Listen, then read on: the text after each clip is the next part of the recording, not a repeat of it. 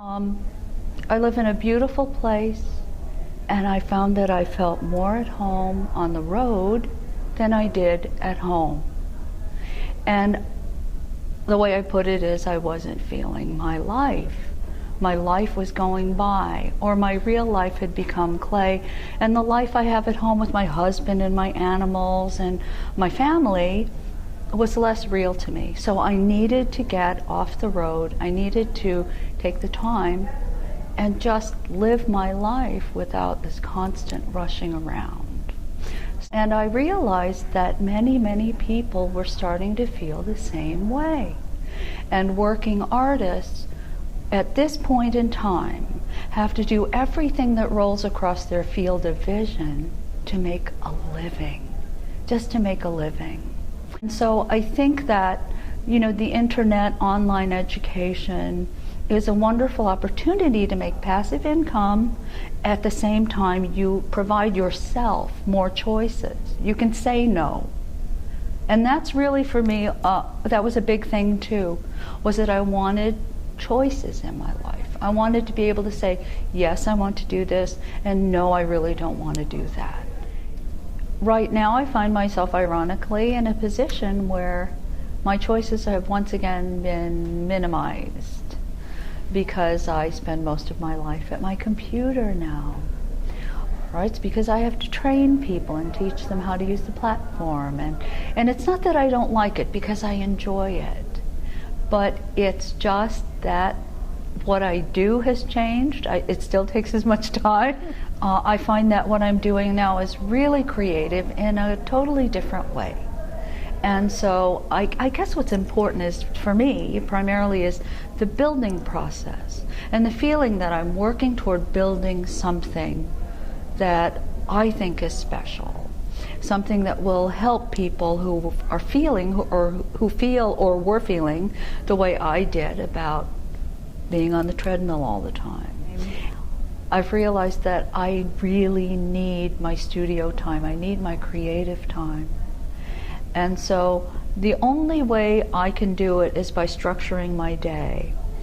I will start at my computer, and then 1 o'clock, 2 o'clock, I leave my computer, unless it's a really demanding day, unless that happens. And I will go to my studio.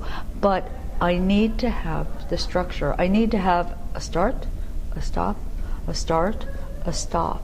Otherwise, the whole day goes by and I've lost everything. So, I have to impose a structure on myself, knowing that it's not hard and fast, knowing that there are conditions and circumstances that are going to change that. I am really more a night person. But it's been interesting because I'm also, kind of a fly by the seat of your pants girl. There's a reason why I chose to do what I do, and it has to do with who I am.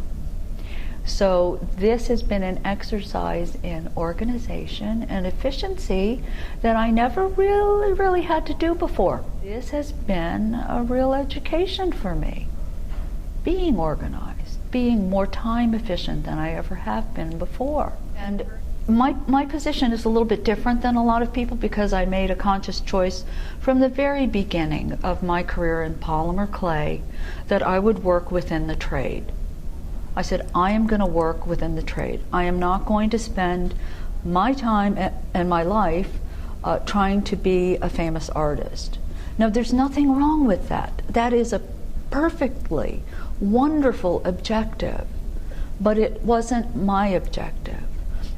But also it's timing. When I started in polymer clay, there were very few people who even understood there was a trade. My first trade show, Maureen Carlson was working with Fimo. Nobody was working with polyform. Nobody.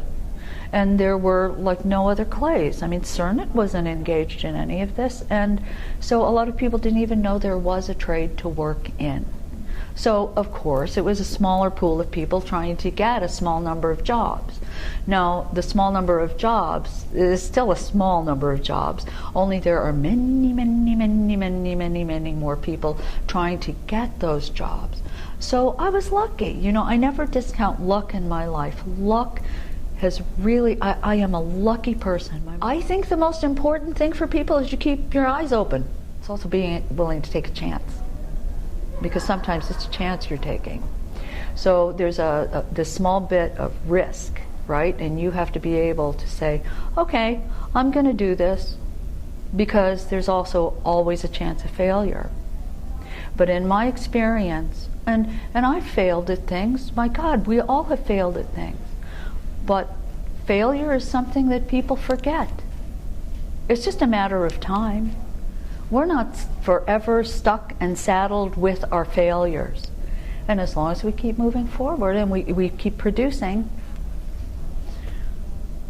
it's never that serious.